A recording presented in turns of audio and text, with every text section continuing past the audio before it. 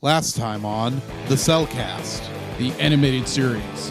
Thing is, ambient warp drive noises have been noted by many Trekkies to be the best white noise. If you ever need white noise for something, throwing up a YouTube video of one of the ships, they mention how hard it is to get cheese out of fur in a sonic shower. Yeah. Which I do feel for our cat friend in this episode. Of course, tell that to the Abrams person. That they're transporters that can transport halfway across the freaking galaxy. Excuse me. Bitter much. It's the continuity error I'm not a fan of. Okay. Do you remember when we were in probably junior high or high schools when you might have run into this? And we were using Microsoft Office for the first time, and you had those little buddy icon helper things. Uh-huh. And the most annoying one was Clippy. Clippy. Yeah, I do remember. This guy is Clippy. It is Clippy. And that's a joke kids younger than us will never get. Yeah. I hate to say it. But I'm looking at this. Oh, this is Clippy. Oh. This is why we shouldn't be mad at Clippy. Thank goodness Microsoft Office doesn't have need of these safety protocols because it doesn't work that way. Cartoons, the animated frontier. These are the voyages of the Cellcast podcast. Its continuing mission to explore strange new cartoons, to seek out new animation styles and new creative storytelling methods, to boldly go where so few ever go again. Ray, wrong? Okay. This progress is a part of Christian Reek Central Network. And Reek Central wrong. Hey, Scoop, what are you doing, man? I don't know. I'm supposed to be reading an ad. All right, hold on. Give me it. Okay. All right. This podcast is part of the Christian Geek Central Network at ChristianGeekCentral.com.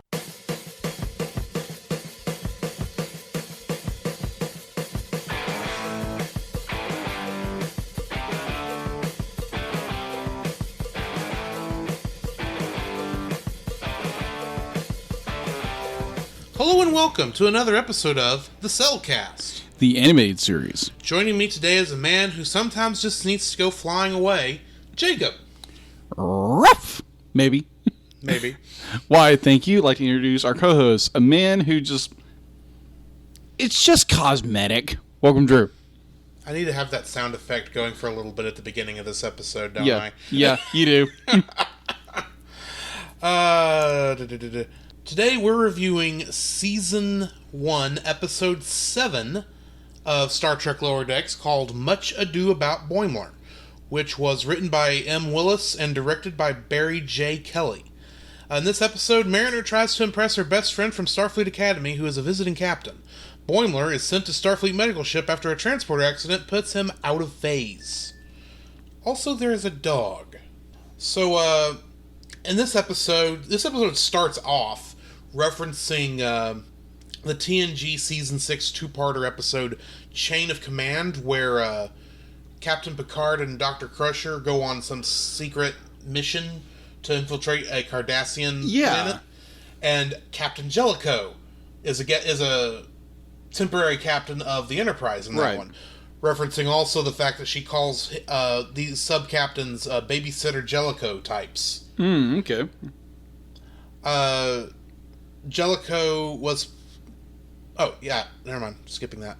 Ramsey's crew is utterly baffled why Mariner is still an ensign, despite the fact she went to the academy with their captain. This joke might be referencing Ensign Harry Kim from Star Trek Voyager, who remained an ensign throughout all 7 seasons. Makes sense. Despite the fact a lot of people got promotions. Been there, done that. The weird phasing effect that Boimler is having to deal with is, while it's not described or explained exactly, it might be referencing the Next Generation episode The Next Phase, in which Geordi and Ensign Ro are presumed dead after being transported incorrectly. A transporter malfunction also led to a strange phasing that happened to Captain James T. Kirk in the original series episode The Tholian Web. At one point, Boimler is spooked that the time travel police is coming to get him because he's confused Division 14 with the temporal agents that. I just walked right past it. Well, there was a Deep Space Nine episode called Trials and Tribulations that dealt with two very Fox and Mulder types coming to Deep Space Nine to find out why the Defiant and her crew went back in time to the episode The Trouble with Tribbles. This might be a reference to that group, or the group that Ensign Daniels from Star Trek Enterprise might have technically been a part of, because he was traveling from the future back to the time of Enterprise to stop a temporal Cold War from erupting. Oh, okay. Or getting any worse than it already was, I should say. We can see a Gorn doll as one of Captain Freeman's trinkets in her office. The Gorn is what Captain Kirk fought at the location that was filmed at what is the name of that rock formation we talked about earlier? Oh yeah, where Bill and Ted died. Yeah. Vasquez Rocks. Yes. Yeah, that's the Gorns, or is that alien species that Kirk fought at Vasquez Rocks in? Oh, Arena. okay. The green lizard. The green lizard thing, yes. Yeah. And that Vasquez Rocks was recently reused in Picard Season 1 as Vasquez Rocks. Okay. The Division 14 medical specialist is a huge alien callback to the original animated series. He is from a species known as the Triaxian. They, of course, could not exist outside of the animated series because the three arms Yeah. thing there. That makes sense. Captain Ramsey says her Vulcan officer kicked some Borg butt with Vulcan Jiu-Jitsu. This probably references the Vulcan martial art of Sus Mana, which was introduced in Star Trek Enterprise. They mentioned stealing an old special car. This might be a reference to Star Trek 2009, where James T. Kirk stole a 65 Chevy Corvette Stingray and drove it off a cliff. Yeah. Ouch, that hurt watching. Yeah. One of the people on the Division 14 ship going to the farm is he's a freak of nature because of some medical thing. Because that's what everyone on there is. Yeah. The result of some strange, freakish thing. Yeah. And one of them was he was equal parts accelerated growth and reverse aging.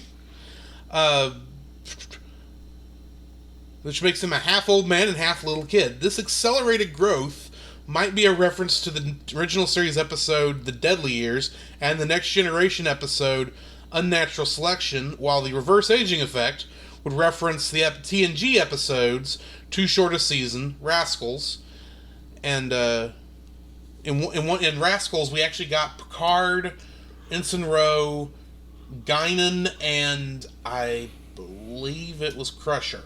Dr. Crusher, who got turned into kids. Oh, fun. I think that's right. Maybe. Keiko. It's Keiko O'Brien. Keiko O'Brien. Okay. Yeah. Chief O'Brien's, the most important man in Starfleet. Right. His wife. Oh, okay. Who we just recently saw as Mulan's mother in the 2020 Mulan movie. Yes. And finally, the animated series episode, The Counterclock Incident, which nearly all the classic crew got turned into babies.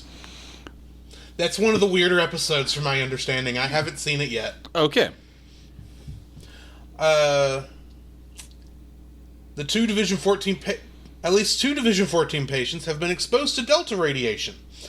This is the same radiation that affected Captain Pike in the Menagerie. Mm-hmm. Which is why they were in the same type of wheelchair as Captain Pike was in the Menagerie. And for those of curious, they appear to be... a lot of Season 2 of Discovery foreshadowed that incident. So, just putting that out there. Okay. The Space Slug from Voyager. Which, when I saw that and realized what it was, made me laugh so hard, Jacob jumped out of the chair. Yeah, exactly. This episode was already giving me chills already, and dog. Yeah, it's a dog. Yeah, that dog is One of whoa. the patients is named Anthony and looks exactly, and I do mean exactly, like the slug versions of Janeway and Paris from the Voyager episode Threshold. In that episode, they somehow, this is actually a very bad episode of Voyager, I have to say, but they had finally found a way to get above warp 10, which is kind of like the speed limit of physics, because of the way the warp scale is divided. Technically, you should never be able to make it to warp 10, but somehow they were able to do it in this episode. Yeah. And the strange thing is, about going that fast, it somehow messed with the DNA, and they somehow turned into... it turned Paris... slowly started turning Paris into the sea slug, or space slug thing. And then, before the end of the episode, he kidnapped Janeway, forced her to go through this thing. They landed on a planet where they were both turned into these little space slug things. And when Chakotay and the crew finally catch up with them, the one I assume is Janeway has little space slug babies go off into the thing, and they get him back, and the doctor somehow saves them. Like I said, it is a bad episode. A very odd, bizarre episode. Yes. And they went ahead and referenced it here, which I didn't expect them to do. The USS Rubidoux, like the Cerritos, is another California-class starship, and it's named for a neighborhood in Riverside County, California. This one actually had a red trim, as opposed to the yellow trim of the Cerritos or the blue trimming of the Merced we saw in Episode 4, which in theory means its missions are more command-centric. Okay. Whatever that means. Okay. The gravity boots were first seen in Star Trek VI, The Undiscovered Country, in which Chekhov attempted to... Chekhov claimed they belonged to... Since they were found in Ensign Dax's locker, said it was his, and said, have you ever heard the Russian epic of Cinderella? If shoe fits, wear it. To which they all point down, and Ensign Dax's feet are not exactly the kind that would fit in that sort of gravity boot. I do remember that. I do recall seeing that. But, yeah. Also, Picard famously deactivates his gravity... Well, in Star Trek First Contact, there is a scene in which Captain Picard was able to escape some Borg drones on the outside of the Enterprise by deactivating his gravity boots and pushing himself to the other side, right before Worf stands back up with a Borg drone's hand tied around the hole in his spacesuit, points his phaser rifle up at the what the Borg were building on the Enterprise E and says, "Assimilate this," and pulls the trigger and blows it up. In one of my favorite scenes. Last but not least, the giant space jellyfish that was in the Rubidoux. This is a reference to the Next Generation pilot episode Encounter at Farpoint, in which two space jellyfish were at the center of everything that was going on. And the episode ends with Ransom offering to buy Captain Ramsey a drink, but she flips him over the table instantly. This might be a reference to the first ever episode of Star Trek Deep Space Nine, Emissary, where Quark makes a similar pass at Kira, and she says, if you don't take that hand off my hip, you'll never be able to lift a glass with it again. And that are all the references in this episode of Star Trek Lower Decks. So since I've talked for a bit, what did you think of this episode? I'm kind of mixed. I mean, like it's very got this this horror vibe to it. It's almost like it's almost appropriate for more like a Halloween episode, which is a little early, but by a month. But there were parts I liked and there was parts I didn't like. They were the part that Boimler got transported and it became almost transparent. Or he's in this phase mode. Yes. And like even what's his name? Rutherford Rutherford be like, oh, it's just a phase. I'm thinking like, okay, it's It's momentarily, but then they go through this. It's a very long moment. It's a very long moment, but at the same time, be like it's. Then we get the dog, which was really cool, until the flipping of the head back and fat things coming out of his mouth. I'm like, jeez Louise. Well, I mean, your first clue that there's something very, very wrong with this dog is after Tendy leaves, its head snaps back and it turns into Spider Dog in the most horrifying way possible. Oh my gosh. And then it turns into a cube. Then it turns into a cube randomly. Yeah. Which made no sense, though I was amazed by how much momentum it had. Yeah. And then there was the thing where it turned into its mouth split open and became a worm mouth and the bats flew out of it. Ugh, that's just creepy beyond belief. And then it ends with the dog talking to Tendy like it's a normal person. And floating off. It's like, okay. And then Boimler says, wait, you knew that thing could do all that stuff? Says, yeah, don't normal dogs do that? No! Even the dogs... Well, guess what? You are a freak! I know, I just didn't want to concern you! Oh gosh, this... Like, I understand where they're going with this episode. I totally get it. It's got this horror vibe to it. And the medical ship to go into the farm, be like, oh, we've been here for months, and you think you're trapped in an isolated building or isolated room like you would normally do in a horror film. Of course, Boimler tells the captain, and because he's Boimler. And a lot of this episode encompasses Boimler quite a bit, and then you get the other story with the hold on Ramsey, like, wait a minute, what? Oh yeah, Ramsey Captain Ramsey? Yeah, Captain Ramsey. I keep thinking other, but either way, you get Captain Ramsey, you get Mariner, you get that dynamic, be like they knew each other when they were Starfleet, and you get this whole ramble, you get this intense situation where this other starship is breaking apart, be like, you this intense situation, and they're having this argument about how they're, be like, how you've changed and all this great stuff, and be like, don't you think it'd be a better time to have a conversation? Well, we also only have 30 minutes for them to get through all that episode. Is true, but... And that was something that they needed to hash out right at that moment, because...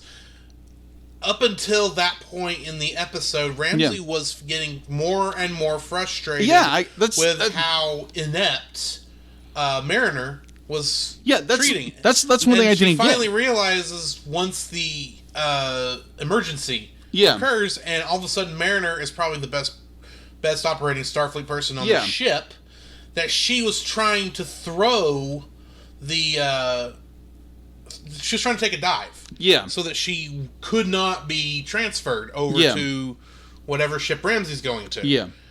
And she wants to know why. It's like, you were the coolest person ever. You were the you're the one everyone assumed was going to be the first captain. Yeah. You're the only one who kept us on top of our grades. You're the only person.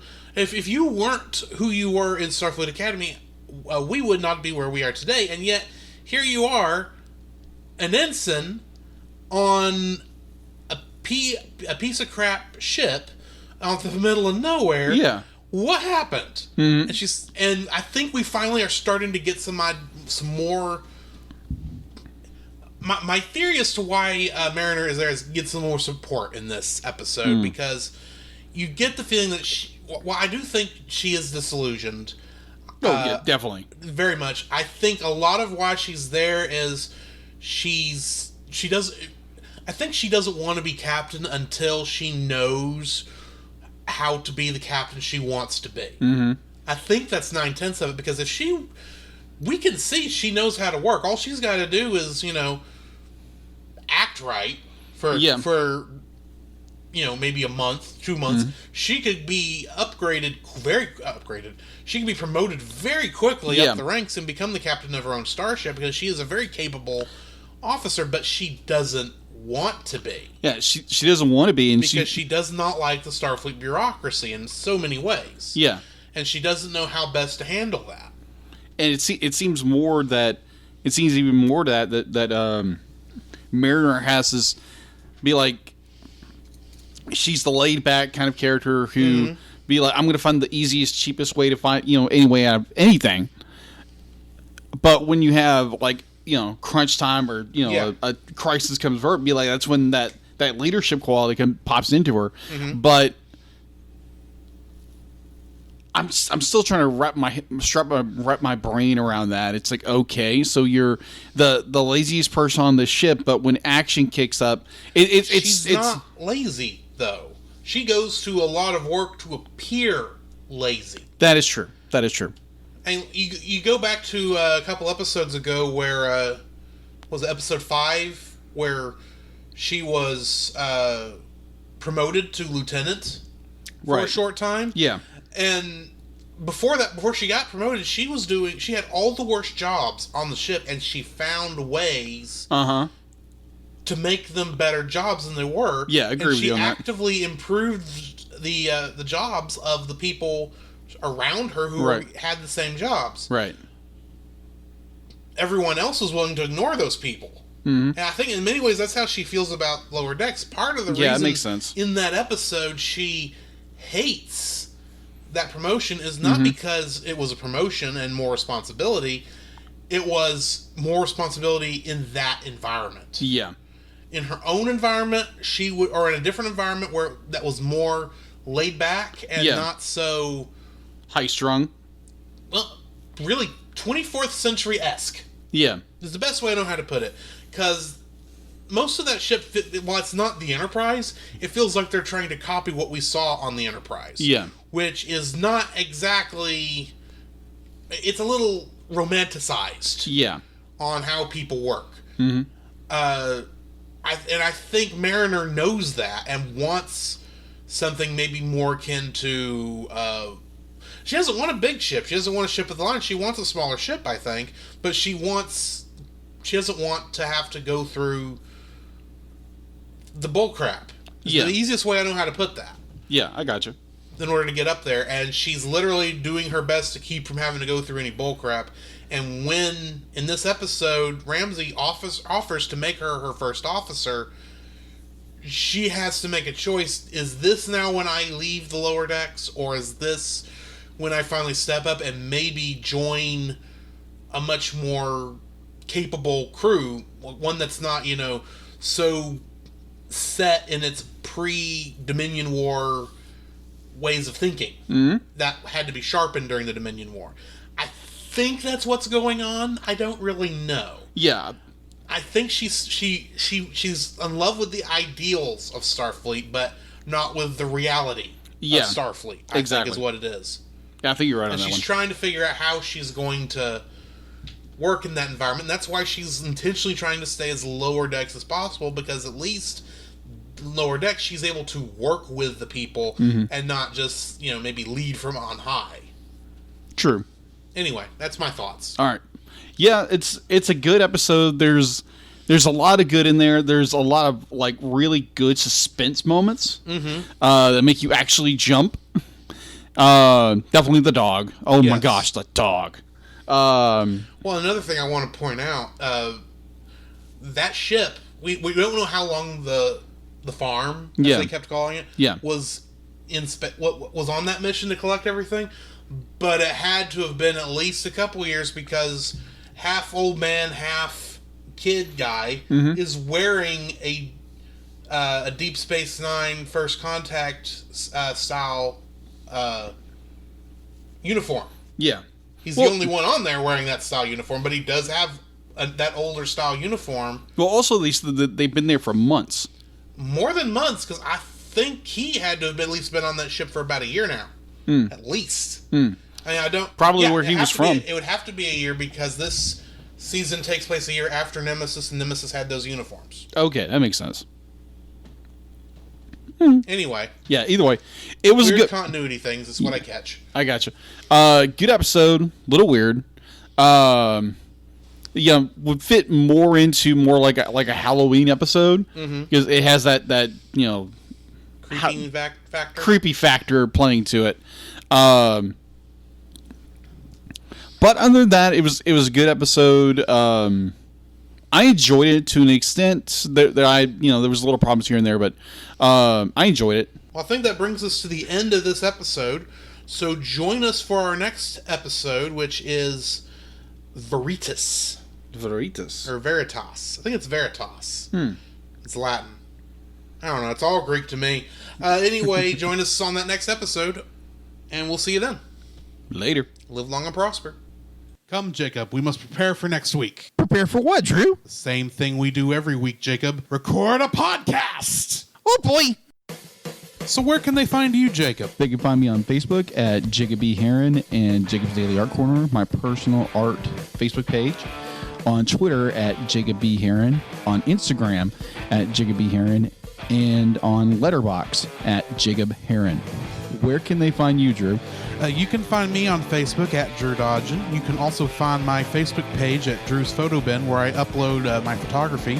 You can also follow me on Letterboxd at GGeorge759 and Twitter at GGeorge759. Where can they find us, Jacob? You can also visit our website, thecellcast.podbean.com, where you will find every episode we released and links to listen to it on Apple Podcasts, Google Play, and Stitcher. Our RSS feed, if we aren't in your favorite podcast app directory, please share, review, and subscribe to us there and share us with your friends. You will also find a link to our Facebook group, the Double Feature Podcast Community, where we talk about both animated and live-action movies. We share this with our other podcasts, which we do with Jacob's brother Jim, at the Movie of the Week podcast, where we talk about live-action movies. You can also email us at thecellcastpodcast@gmail.com. Also, please like our page on Facebook. We try to post about upcoming movies. If you comment on that movie's post before we record, we'll read your comments in the episode. And remember, every time we say The Cellcast, that is with a single L.